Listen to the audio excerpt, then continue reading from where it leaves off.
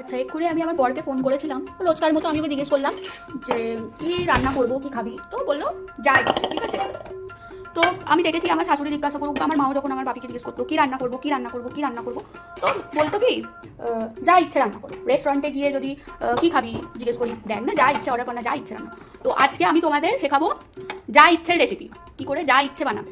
ঠিক আছে, তো যা ইচ্ছেটা বানানোর জন্য প্রথমে যা ইচ্ছেগুলোকে আমাদের ভালো করে মিডিয়াম সাইজ করে কেটে নিতে হবে। পর কড়াইটা গরম হলে আস্তে আস্তে করে যা ইচ্ছেগুলোকে কড়াইয়ের মধ্যে দিয়ে দিতে হবে।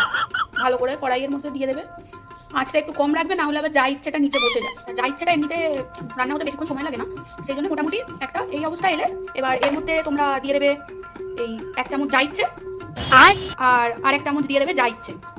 দিয়ে এটাকে ভালো করে নাড়িয়ে নিতে হবে। ঠিক আছে, এটা ভাত দিয়ে রুটি দিয়ে সব কিছুর সাথেই খাওয়া যায়, মানে এই যা ইচ্ছেটা তুমি যা ইচ্ছে দিয়ে খেতে পারবে।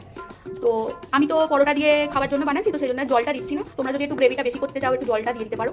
তো মোটামুটি এটা যখন 70 to 80% কুক হয়ে যাবে, তখন এটাকে আমরা একটু ঢাকা দিয়ে দেবো। ঠিক আছে, 15 মিনিট পরে যখন তোমরা ঢাকনাটা খুলবে, ঢাকনা খুলেই দেখবে যা ইচ্ছেটা একদম রেডি হয়ে গেছে। যা ইচ্ছেটা একদম রেডি হয়ে গেছে। এবার গরম গরম তোমরা রুটি পরোটা বা ভাতের সাথে যা ইচ্ছেটা সার্ভ করে দেবে। ঠিক আছে, রাতে আমার বরকে জিজ্ঞাসা করলাম খাওয়ার সময়, রুটিও আছে ভাতও আছে, তুই কি দিয়ে খাবি।